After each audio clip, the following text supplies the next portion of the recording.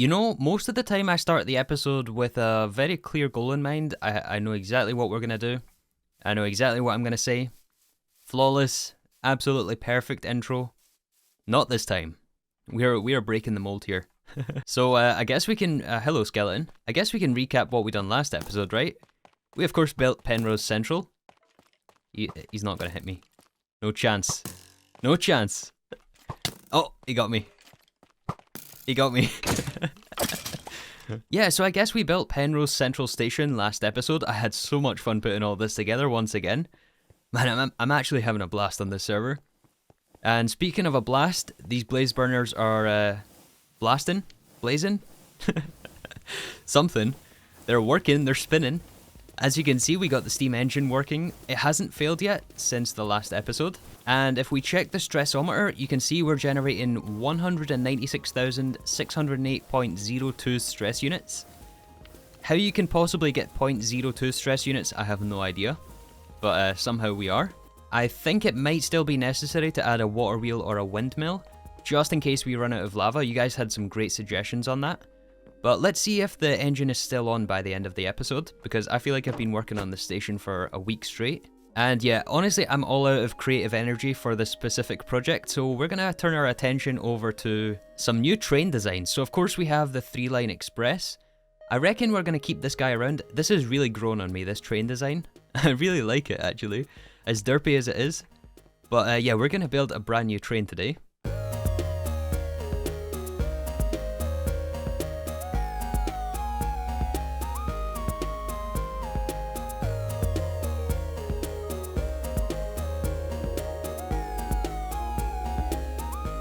Oh, this looks so amazing. You gotta admit, the Schematic Cannon is just one of the best features in Create. It can save you so much time. Although it is a double-edged sword, you know, it kind of removes some of the fun in building. Kind of. I of course built this in a creative world beforehand. And yeah, here we just have to collect the materials, throw them in the chest, and this thing does the rest. And I think I used the wrong type of copper. I used a waxed version in the creative world. So somewhere in here we're going to be missing 4 blocks of cut copper. But it shouldn't be too difficult to find where they are. And it looks like that's it, right? I think we're done. Well, that's a bit of a design flaw right there. We can't actually access our train. But what I'm thinking is we want some sort of identifier because, well, the plan for the trains, let's see if we can find these other 2 copper blocks anywhere. I wonder if it's underneath somewhere. Is it underneath this part here? I don't want to start breaking it up because it's going to be hard to replace this. Yeah, maybe here. Yeah, so the plan for the trains is I want to have like a module system. One of you guys left a comment the first time we built a 3-line express. I don't know if I can find it. But it was basically a suggestion where we have, let's remove this stone as well, where we have modules for the trains. So we design like a universal front cart, and then we can have passenger carts and then cargo carts. A cart is not the right word. Carriage. Carriage is the word I'm looking for here. Yeah, we have like cargo carriages and passenger carriages, and they're all more or less a universal design. And then we just put some sort of identifier on them, whether it's the name. They should all have unique names. And then also maybe like some sort of color identifier, maybe like the valve here. If this one, for example, is the green train. I feel like maybe we need a few more identifiers. Lights, for example, could be another option. Although I'm not sure that lights work when it's a contraption. Like if we assemble the train here. It did assemble. Okay, that is good. Let's see if it actually runs. We should still have the loop down there. Oh, we forgot the seat. I guess all we have right now is the white seat, but this will have to be orange, of course. Let's assemble the train once again. And let's take this guy for a spin. This really can be the first test with this type of size as well. I really hope it handles the corners okay. Especially this loop that we have. And it looks like it. Oh, it's so nice being able to see out of this train. And, oh yeah, you know what? The 3-line express is in our way. Hold on, and we're missing another door on the end here. Okay, here's what we'll do. I built another track. Let's move this guy out of the way. This guy is probably just going to be parked and never used. Oh, I love this derpy train. Are we able to reverse into that track there that I just built? No, we're not. Wait, we're not? Are we not supposed to be able to reverse here? Do I have to be holding the opposite way? Because technically we're going backwards. Yes, there we go. I suppose the new train here doesn't have a side entrance like the 3-line express, which might be necessary depending on how we set up our platforms here. However, let's take this for a spin. Let's see how it's going to handle the slopes and the bends that we have on the way to the industrial district. Oh, this is awesome, and we got our steam whistle on the top as well. Listen to that, that's glorious. That is amazing. Oh yeah, did we get the proportions right? I feel like this one is a lot better proportioned than the 3-line express. Yeah, it does take the bends and the curves quite well. Oh man, this is awesome.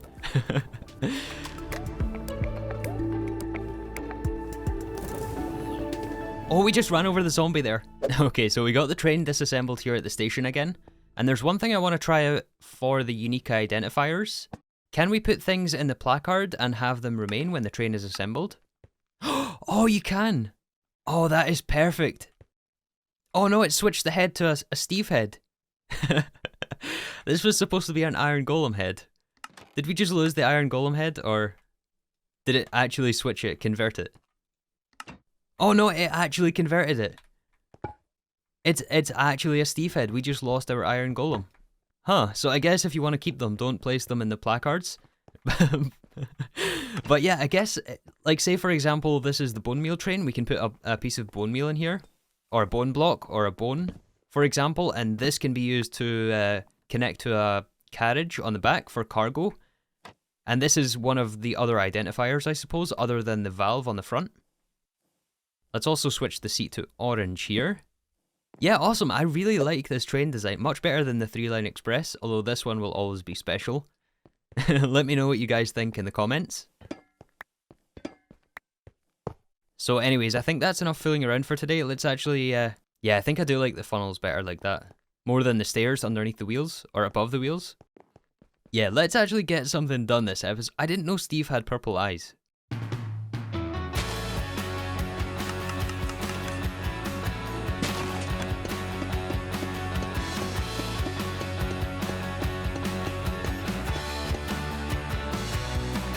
So after the construction of our second train, I wanted to immediately give this thing a purpose and a use. The best place I could think of that we currently have available to do some real world testing on the train is the Bonemeal Farm. So I set a goal to be able to facilitate the automatic loading of bone meal into the train, which is stored in these vaults.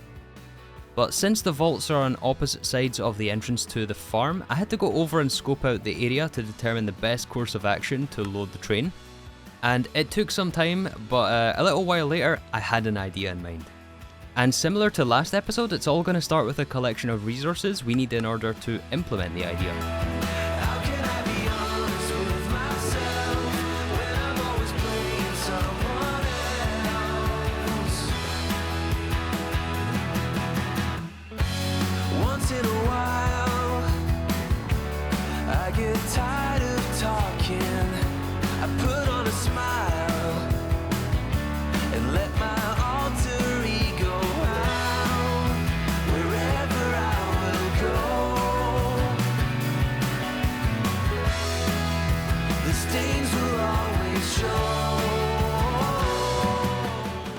Once again though, I was able to rely on the trusty Schematic Cannon for this, at least for the bulk of the aesthetic block placing. Then we just had to go through manually and tidy up, make sure all the Create machines were spinning the right way. Some of you guys suggested we turn the bone meal into bone blocks, which I think is a great idea. So before taking the train loading process any further, I implemented a mechanical press and a basin, just before the loading of the vault. I was able to filter a smart chute for bone blocks, and this way we can store a more compact version of the resource, and therefore we can store more overall. This does come with some downsides though. We are going to have to look at a way of converting the bone blocks back into bone meal wherever it's sent. For example, when we send it out to a remote tree farm, which we have planned for the industrial district. However, with most of the idea implemented, we just had to test this out. And for that, of course, we are going to require a cargo train.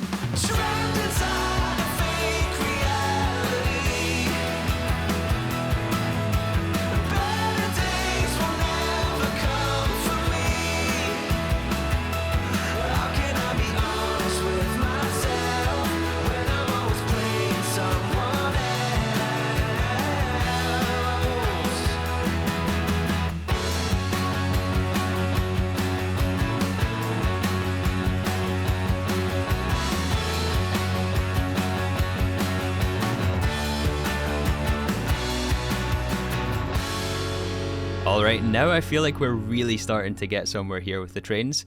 So it's been about half a day for me. I've been doing some really extensive tests with the trains, trying to understand their mechanics. And as you can see, or maybe not see from here, we have our third train constructed, the first cargo train. And you might have also spotted during the time-lapse a fourth train connected here. We'll talk about the fourth train later on, but for now, let's try to answer a few questions. So question 1, when we load an item into a train, where exactly is it going to be stored? And is it accessible from everywhere? The other two questions that we have are relating to the Bonemeal Farm, so let's head over there. As you guys know, there has been a lot of changes. So let me show you around some of the new features of the Bonemeal Farm. Let's take a left right here. The second question that we have is, which way do we want the train to face here in the farm? So we can either take a left, or we can have the train go straight on. Right now we're going to take a left. Depending on our decision there, the train is going to face a different direction. But for now I have a train station set up right there. We can hold space and that should have aligned us. And also we've aligned a portable storage interface, one of which is connected to the cargo train. The portable storage interface allows us to insert and also extract from the trains, and also different contraptions. The train here is no different. You can see here on the tooltip, it also counts as a carriage contraption. So according to the wiki, a carriage is separated out by this chain that you get in front of us, which happens automatically whenever you assemble the train at a station. And it also mentioned that if we insert into this portable storage interface, which is connected to this trailer, this carriage, then the items are only ever going to be inserted into this specific carriage, even if we had storage space available in the locomotive out the front, or if we had another cargo train connected to the back. Again, separated by the chain. The item inserted through this interface is only ever going to appear in the vaults we have connected here. We could have made it one big vault, but I wanted to have some lighting on the carriage, which it turns out does in fact work whenever it's a train. Although again, for the purposes of the game, it does still count as one connected inventory, even though the vaults are separated. But yeah, the fact that the item only goes in this specific carriage is very, very good news. That is one of the biggest questions I had about the trains. But it means that so long as we line things up at the different stations, we can precisely control the item movement. And it makes things very simple for us. I'm really glad Create handles that in a nice way. And the third question we have to answer is up here at the Bonemeal Farm. So as you can see, we have a brand new section of the farm. Yeah, we went with more or less the same theme. I also realised I'm missing 2 blocks up here. I want to make these andesite casings, just to hide the behind sections, the behind the scenes. So also, I just got done converting all of the bone meal into bone blocks. We have 3,402 in this vault, and 413 in this vault. The reason there's a disparity is because I ended up converting things manually, since it's a little faster than giving it all to the mechanical press all at once. So because of the recent additions, we also have to decrease our rotation speed. It's now at 120, and that is because we have some brand new weighted ejectors right there, one on each side. And of course, as we saw in the time-lapse, we also have... Uh-oh. We just lost that dark oak log. I think it actually went into the train there. Oh yeah, it's in the tooltip here on the storage interface. We'll have to get that out. Yeah, so we have our mechanical press, which converts all the bone meal into bone blocks before it's stored in the vault. And then the third question we have to answer is this thing going to work? Because I haven't actually tested both sides running at once. So I suspect we're going to run into an issue here. Let's see if that is going to be the case. For now, we're going to filter this so that nothing is let through. And we're going to put a funnel on the vault so that all the bone blocks are extracted. And set this to exactly 1, just for testing purposes. And we'll do the same on the other side here. Add our funnel exactly 1. Okay, so we remove the filter, it's going to let it through, onto the weighted ejector, thrown onto the depot, into the chute, and then into the train, since it's connected via the portable storage interface. Oh yes, this is perfect. Oh, this is so amazing. Okay, so what happens now when we let the other side through as well? I have a sneaking suspicion it's going to break things. So let's unfilter this tunnel. So that should let both of the weighted ejectors fire the items. And oh yeah, as I suspected, look at this. We're getting some of the bone blocks land as item entities because there's not enough space. And they're both firing at the same time. Oh yeah, look at this, you can see it right here. That is not something that I accounted for. Yeah, we are going to have to find a solution for that depending on how we set up the train logic. Maybe we can send a redstone signal if the train is full. I don't know if that's a possibility or not. Or maybe we can just have one of these sides load the train, and the other side is just going to be allowed to pass through that tunnel right there. So what is going to be through this way? Well, that is for a future episode. Either way, we're going to have to find a solution for that, so if you guys have any other suggestions, then definitely let me know. So one of the things you might have noticed is we added a Nixie tube on the back of this one, here, which can allow you to display a number. I thought this would have been the perfect solution to try to distinguish between the different trains, since eventually we're going to have like, I don't know, 10 or 20 trains, maybe even more. Unfortunately though, whenever you assemble the train, it gets rid of the number in the Nixie tube, so that is one thing that doesn't work as part of a train, unfortunately. But we also have to think about the unloading side. So the portable storage interface is connected to the top side of the cargo train, but we're not necessarily always going to be able to unload or offload from the top side.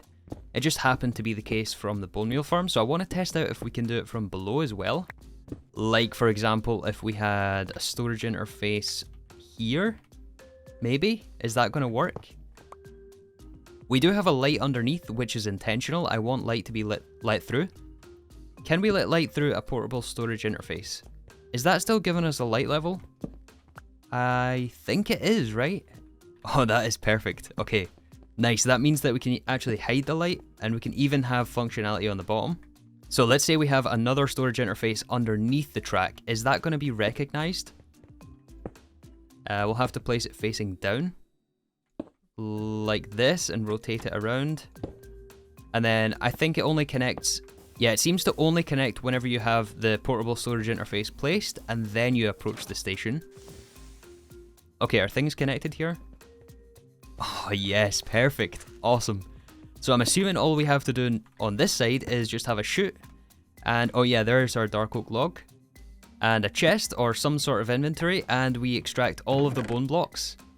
Perfect. Perfect. Perfect. So yeah, to be honest, it's actually a lot more simple than I thought. All we have to do is have a portable storage interface on either side. And I would say that we've also designed a train that is able to be stacked. And yeah, we can make these trains like super long. I believe it's anywhere a blue dot is here on the track, since we have it in assemble mode. You can place it down another carriage. And these things can be super, super long.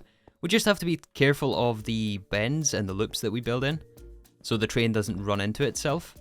But yeah, let's take a schematic of our cargo train, since we're going to be printing this thing many different times. I'm going to call it Train 2 Cargo. Again though, we do need some more name suggestions and also some more distinguishing features. It's kind of a shame the Nixie tube doesn't work. So obviously we don't want the bone meal to be unloaded here. We want it to go out to remote farms in the industrial district. However, as you guys have definitely spotted over the last few episodes, the track out to the industrial district really could use some work.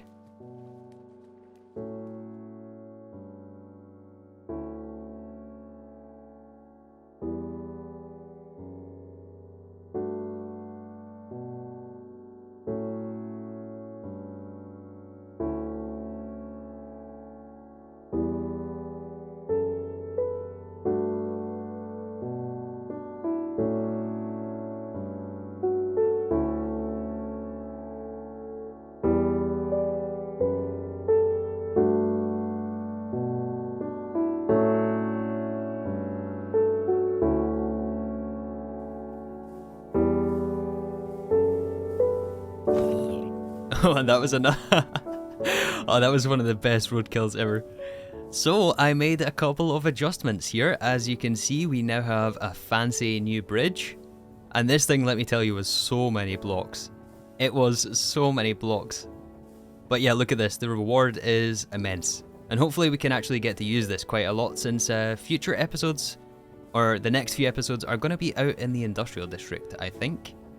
I did only manage to get so far with this. It stops right around here. Yeah, of course we went all the way down to the seafloor with every single pillar. And oh my goodness, it's so much deep slate. We have to thank Lashmac from a few episodes back for giving us all that deep slate. It's now in our bridge and holds the structure, the northern line to Penrose Central, I think is what we're going to call this bridge. Or the northern bridge on the Penrose Central line. I don't know, something like that. But yeah, I wanted it to be nothing crazy since we have to have so much of this track. And like, this is probably going to stretch for thousands of blocks in multiple directions. So we have to be able to easily get like thousands of those materials. So we just went with cobbled deep slate, stone brick, and I think that's stone tiles from supplementaries. Although one decision I might regret is the use of copycat blocks, which are right here. All of these blocks are copycats. Yeah, this is a lot of zinc to use. In fact, I still have the material checklist. 1,562 cobbled deep slate, just from one end to the other. 516 copycat steps. That is so much zinc. And yeah, it's because of the lack of zinc that we can't really take this bridge any further. And we're also approaching the end of our deep slate supply.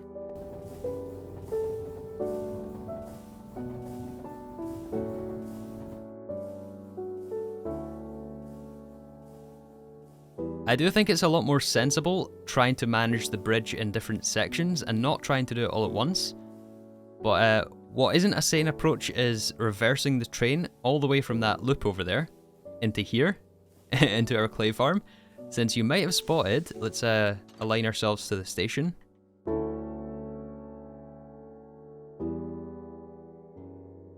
You might have caught a glimpse at our next train design.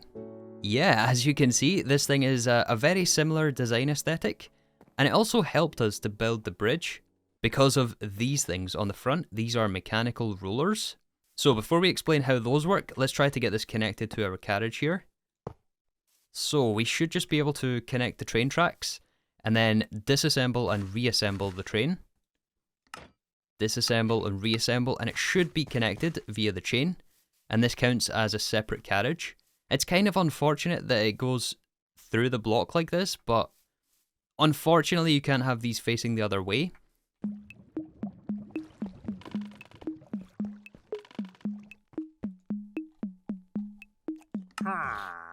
So the mechanical rollers are capable of breaking blocks in front of the track, like this.